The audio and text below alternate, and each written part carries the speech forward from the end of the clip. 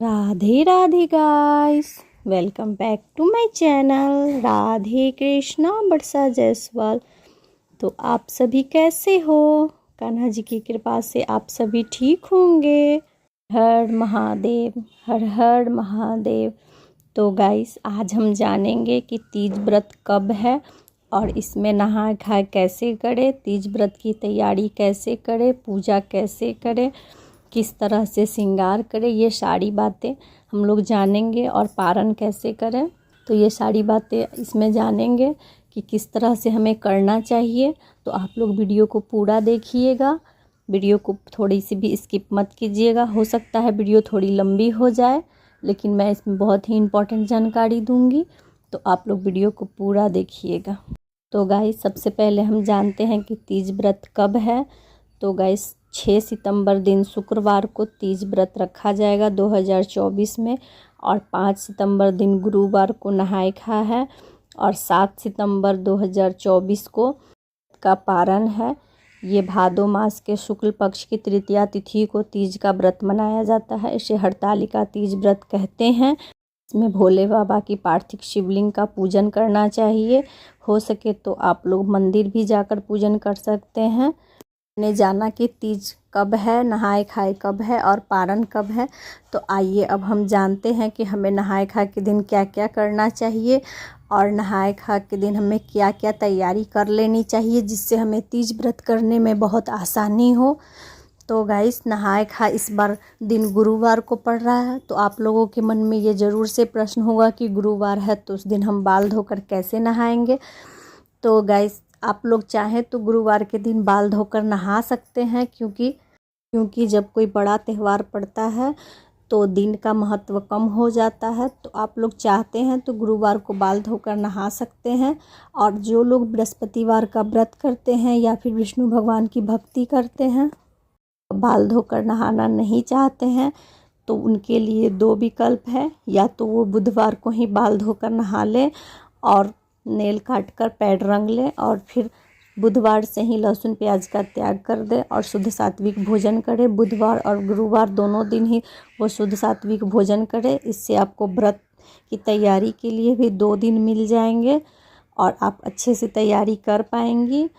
और गाइस, पहले आप 2 दिन पहले बाल धोकर नहीं नहाना चाहते हैं तो आप गुरुवार के दिन 3 बजे से लेकर 4 बजे सुबह के बीच में आप बाल धोकर स्नान कर सकते हैं। जब तक कि ब्रह्म मुहूर्त हो ना जाए तब तक दिन उदया तिथि में नहीं माना जाता है। और हम लोग पूजा पाठ के दृष्टि से देखें तो हम लोग उदया तिथि को मानते हैं। तो कौवा बोलने से पहले आप लोग 3 से 4 के बीच में बाल धोकर स्नान कर सकते हैं, इसमें कोई दोष नहीं है। तो आप लोग इस तरह से भी कर सकते हैं। मैं भी इसी तरह से करूँगी। मैं 3 से 4 के बीच में स्नान कर लूँगी बाल धोकर और नेल काट कर पैर रंग लूँगी। तो आप लोग भी चाहें तो इस तरह से कर सकते हैं। इससे आपको गुरुवार का दोष भी नहीं लगेगा और आपके व्रत का नियम भी पूरा हो जाएगा। और सुबह जल्दी उठने से और जल्दी स्नान करने से आपकी सारी काम समय पर हो जाएगी।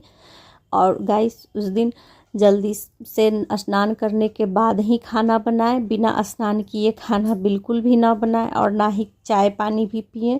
स्नान करके ही, पूजा करके ही चाय पानी पिएं। तो आप लोग सुबह उठें जल्दी और स्नान करने के बाद चाय पानी पिएं और फिर खाना बनाएं, शुद्ध सात्विक खाना बनाएं।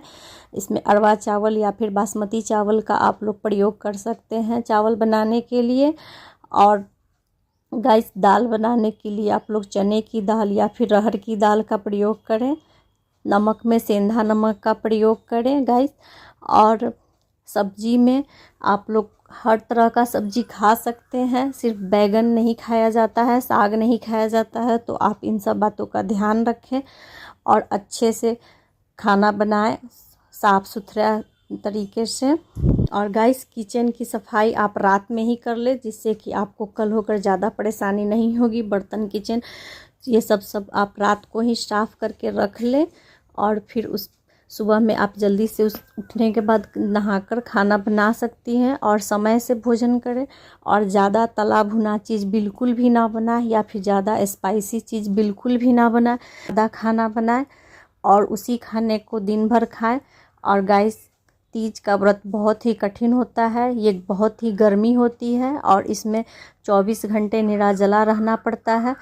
तो इसमें बहुत लोगों को बहुत दिक्कत आती है। तो उसके लिए आप लोग कर सकते हैं कि तीज के दिन भोजन हल्का करें और सादा भोजन करें, और दिन भर में आप थोड़ी थोड़ी देर पर ग्लूकॉन डी का पानी ले सकते हैं या फिर डाब का पानी ले सकते हैं। सेब, खीरा ये सब भरपूर मात्रा में खाएं, केला खाएं।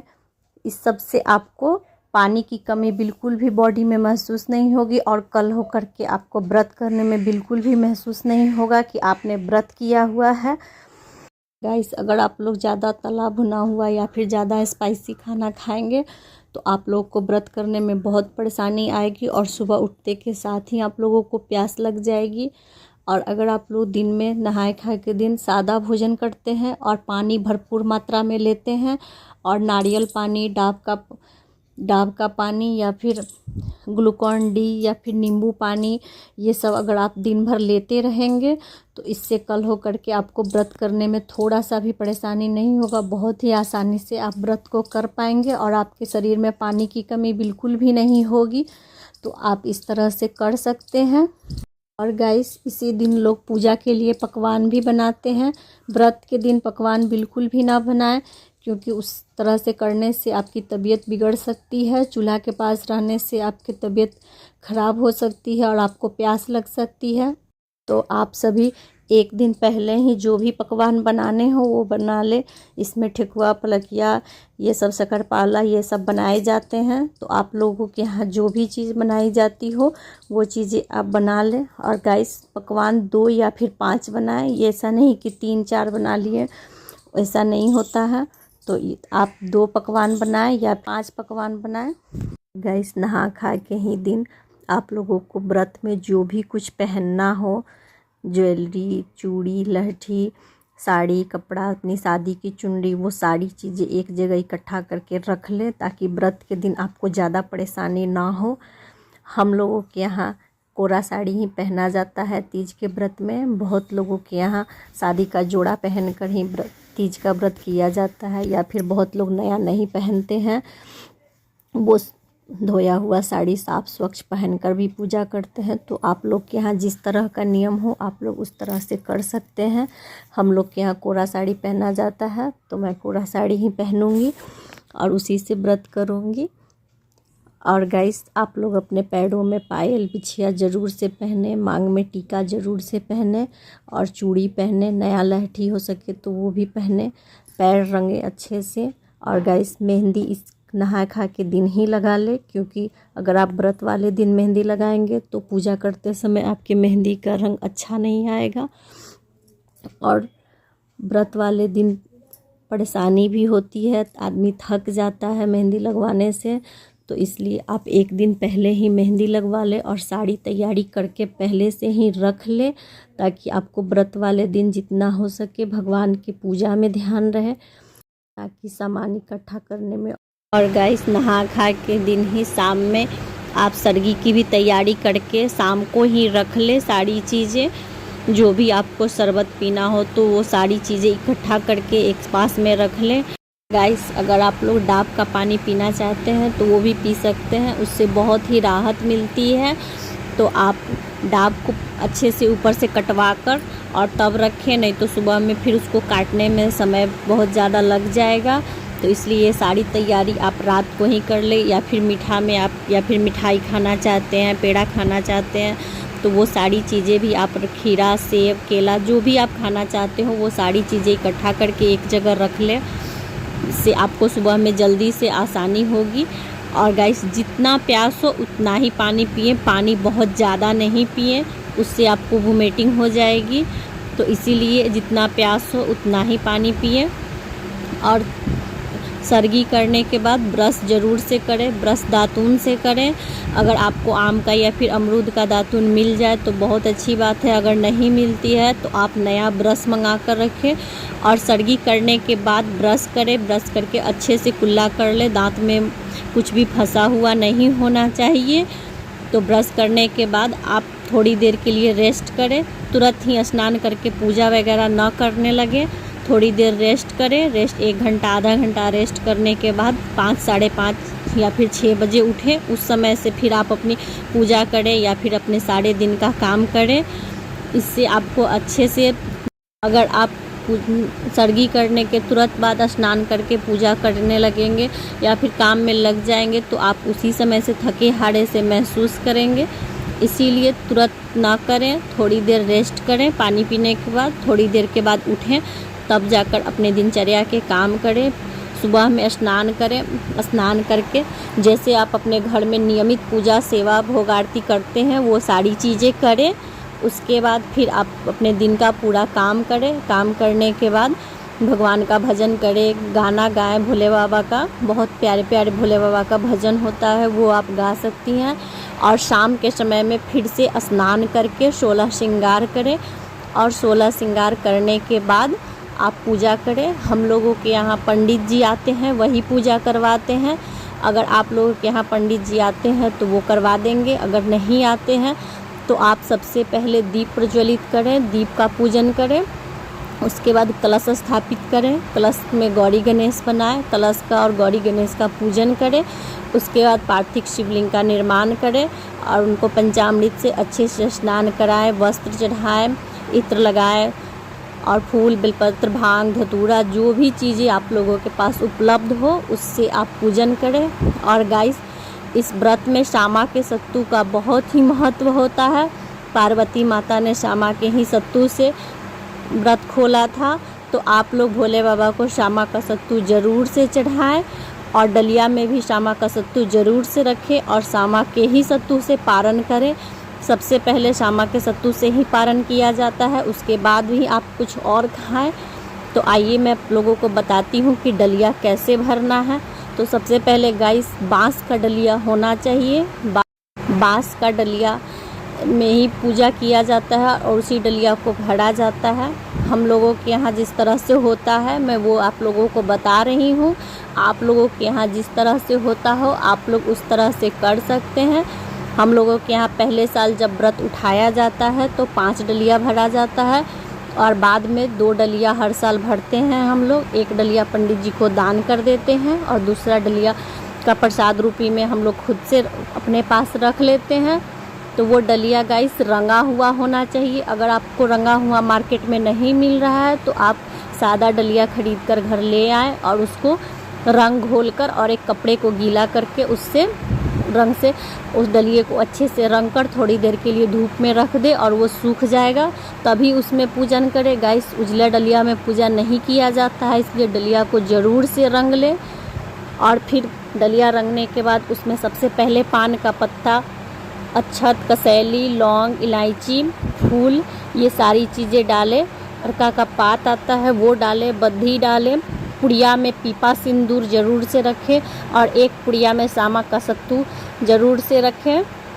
उसके बाद उसमें फल रखें, फिर जो आपने पकवान बनाया है वो रखें, फिर उसमें श्रृंगार की सारी सामान रखें। साड़ी, ब्लाउज पीस आप लोग जो रखना चाहते हैं वो सारी सामग्री डलिया में रखें और डलिया को अच्छे से भरें।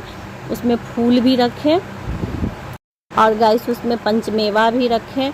ये सारी सामान रखकर डलिया को इस तरह से भरा जाता है और एक डलिया पंडित जी को दान कर दिया जाता है कल हो करके पारण के दिन, और एक डलिया अपने पास रख ले प्रसाद रूपी में।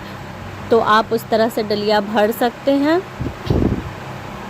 और अच्छे से गाइस भोले बाबा का पूजन करें, पूरे विधि विधान के साथ पूजन करें, आरती करें, हवन करें, सारी चीज़ें करें। और गाइस इस दिन आप अपने सिंदूरा से नाक पर से सिंदूर करें और कुछ सिंदूर पार्वती माता के पास चढ़ाएं, जिसको कि आप उस दिन सिंदूरा में भरें। तीज के दिन ही सिंदूरा में सिंदूर भरा जाता है, बाकी साल में बाकी दिन आप सिर्फ सिंदूरा से सिंदूर लगाती हैं। तीज के दिन ही सिंदूरा में सिंदूर डाला जाता है। तो आप लोग जितना भी इच्छा हो आप लोगों की, उस दिन सिंदूरा में थोड़ा सा भी सिंदूर ज़रूर से भरें। अगर आपके घर में शिवलिंग हो तो आप उस शिवलिंग पे ही पूजा करें, अगर नहीं हो तो आप पार्थिव शिवलिंग का निर्माण करें। उसके लिए अच्छा मिट्टी मंगाकर और उसको फूल भिगोकर रख दें, फिर पंडित जी आएंगे तो वो शिवलिंग बनाएंगे और उससे पूजन करें।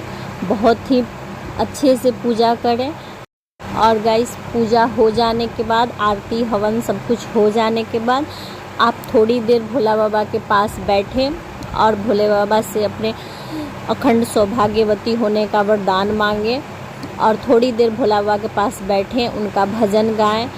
और अगर आपको भजन नहीं आता है तो आप मोबाइल में बजाकर भी सुन सकते हैं 1 या 2 भजन। गाइस अगर आप तुरंत बाहर आएंगे तो आपका मन बहुत ही बेचैन होने लगेगा। पूजा के उठने के बाद तुरंत प्यास लग जाती है, तो इसलिए आप थोड़ी देर वहीं पे बैठें, थोड़ी 10 मिनट 15 मिनट वहाँ पे बैठें, उसके बाद आप बाहर आएँ। आपको बहुत अच्छा लगेगा, आप ऐसा करके देखिएगा, बहुत ही मन को शांति मिलेगी और बहुत अच्छे से आपका तीज का व्रत पूरा हो जाएगा।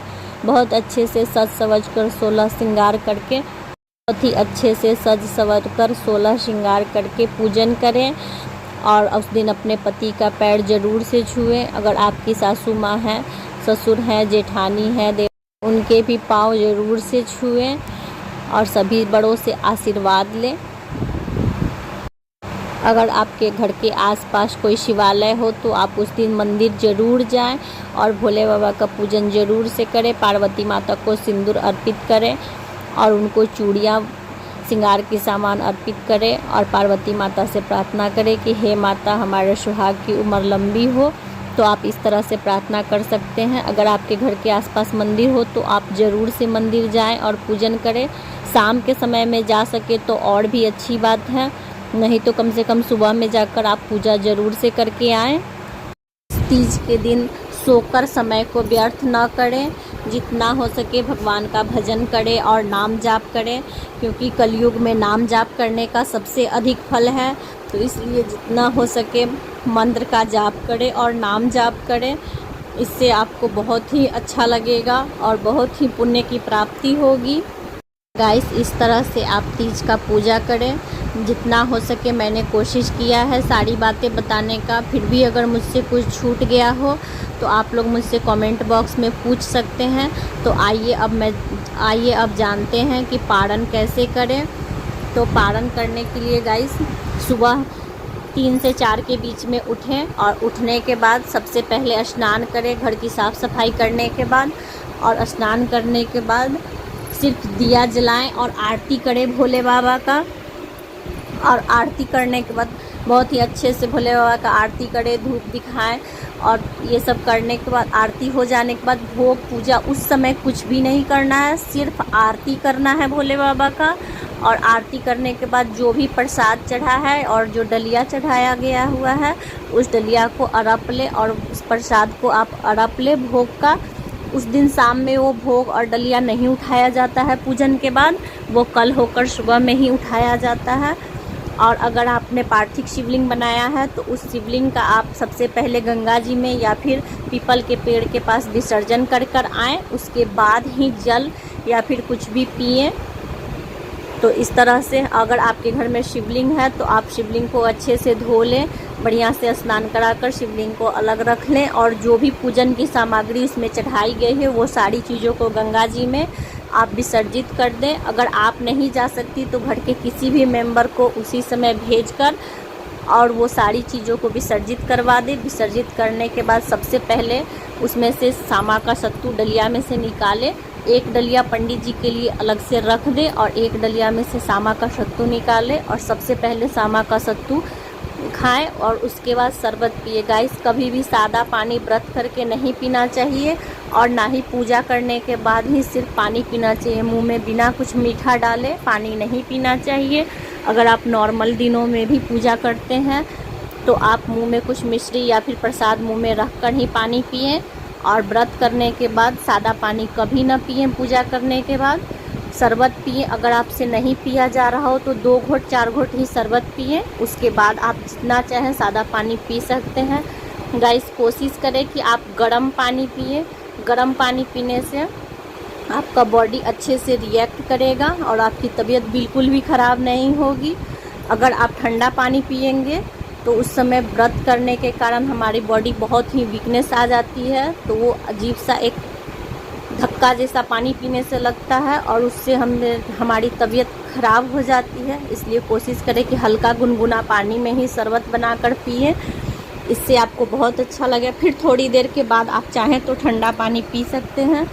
और गाइस, बासी भोजन बिल्कुल भी ना करें, या फिर फ्रिज का रखा हुआ या फिर बिस्किट नमकीन ये सब कुछ ना खाएं। सबसे पहले ताज़ा भोजन बनाएं और सादा हल्का भोजन बनाएं और उसी से पारण करें। उसके बाद जो भी आपकी इच्छा हो वो आप खा सकते हैं, लेकिन पहली बार आप पारण में सादा और शुद्ध भोजन खाएं और ताज़ा भोजन खाएं और गरम गरम खाना खाएं। इससे करने से आपकी तबीयत बिल्कुल भी अच्छी रहेगी और आपको तीज का व्रत बिल्कुल भी नहीं पता चलेगा कि आपने किस तरह से पूरे व्रत को 24 घंटे का निर्जला व्रत आपने कैसे कर लिया। तो आप इन सब बातों का अगर ध्यान रखेंगे तो आपको व्रत करने में बहुत ही आसानी होगी। तो गाइस, वीडियो बहुत ही लंबी हो गई है। मैंने सारी बातें बता दी हैं कि कब व्रत है, कब पारण है, कब नहाए खा है, नहा खा के दिन क्या क्या करना चाहिए, व्रत के दिन हमें क्या क्या करना चाहिए और पारण के दिन हमें क्या क्या करना चाहिए। अगर फिर भी मुझसे कुछ छूट गया हो तो आप लोग मुझसे कमेंट बॉक्स में पूछ सकते हैं, मैं आप लोगों के सवाल का ज़रूर से आंसर दूँगी। तो गाइस, आप लोगों को ये वीडियो कैसी लगी आप लोग मुझे प्लीज़ कमेंट करके बताइएगा। और वीडियो अगर थोड़ी सी भी अच्छी लगी हो तो लाइक कीजिए, चैनल को सब्सक्राइब कीजिए, बेल आइकन को प्रेस कीजिए, जिससे कि मेरी वीडियो की आने वाली नोटिफिकेशन सबसे पहले आपके पास पहुँचे। और गाइस, तीज के पूजा का ब्लॉग्स आप लोग ज़रूर से देखिएगा, मैं किस तरह से तीज व्रत का पूजा करती हूँ। आप लोगों को बहुत अच्छा लगेगा देखकर।